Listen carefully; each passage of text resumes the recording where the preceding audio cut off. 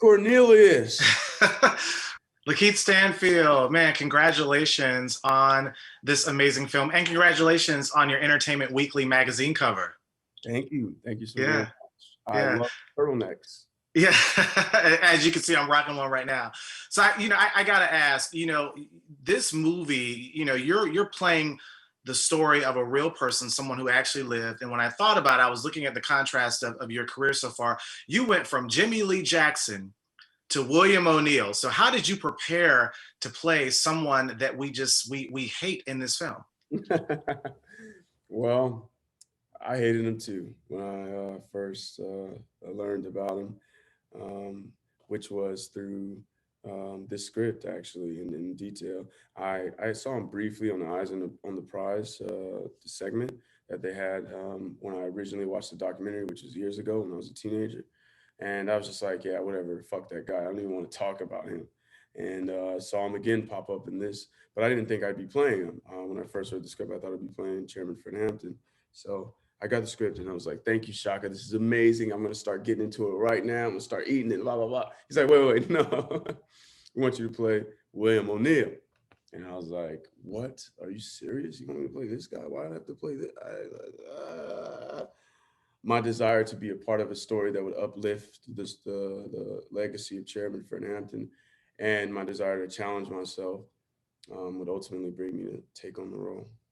Yeah, and I want to ask you, how did you play him without judging him? Because I know a lot of times, as actors, you guys are playing all these various characters that you personally don't agree with their actions or their mindset. But how do you play them without any type of restriction or regard, with no judgment? Well, you got to get over yourself. You got to leave your ego at the door, and realize it's bigger than you, and it's bigger about bigger than your opinions. This is something else, and then for me, it's also finding the humanity in the character. I didn't have much information about him, but I did get my hands on a long form version of the interview from Eyes on the Prize, which was a little over an hour long, and it just gave me a little bit of insight, what I needed to know. And verbatim, one time he even said, like, I feel bad about what I did, but I had to continue to play the role. So for me, that gave me a little bit of context as to how I would approach this character. Is that the whole time he's a little bit internally conflicted, and I wanted to kind of show that, but also create somewhat of a balance in the character in terms of showing just how he might have been disconnected from the ideologies, and he might have also been a thrill seeker who just liked to stir up trouble and try to infuse all those things. I have to say that scene the night before the raid, the look in your eyes, and I think that it's all, for actors, it's all in the eyes. That look was just, I had never seen that from you before. Can you take us back to that night when you guys were shooting that and what was going through your mind?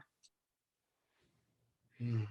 Yeah, it was a tough night for everybody. The energy was heavy, and it was the 50th anniversary of Chairman Fernandez's death. It was crazy, and we were in a house that was so beautifully decorated by set decoration and everything. The costumes were great, and, makeup was great. It was like you were zapped back into the time, and great. Here I am having to play this guy.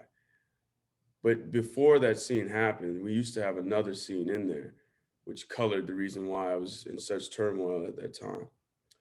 O'Neill had been kicked out of the Black Panther Party, and in order to get his way back in the party, he basically put on a performance where I was at Chairman Fred's doorstep, profusely crying, like guttural snot crying, let me back in. I want to just be a Panther. I promise I'll be a good Panther. And then Fred lets me back in.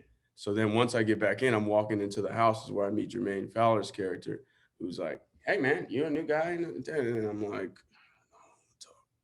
so without that scene, the context is a little bit different because you would have been able to see the transition happen. But um, because we have people that are part of the film that helped us try and get to um, as honest a version as we could, that was in the original film. But I guess they didn't want to show O'Neill being that sympathetic or that closely aligned with Chairman Fred Hampton and making him become emotional. They didn't want that frequency, so they ended up cutting that out. But yeah. And real quick, what was it like being reunited with your Get Out brothers, Daniel Kaluuya, as well as Lower El Howery? It's great. I love them. I love both of them. It was dope. Sometimes, honestly, for me, I don't like being in the same movies as people as I was before because to me, sometimes it dilutes the illusion. Like I want the illusion in the film to be like, oh yeah, we haven't seen these people. But sometimes when you're all in the same movie together, it's kind of distracting. So I didn't really like that part at first. But then once I got on set, I'm like, yo, I love these dudes. And like, this is amazing. So I'm not even really mad at it. LaKeith, thank you so much, and congratulations on this amazing film. Thank you. Thank you so much. Ray Cornelius.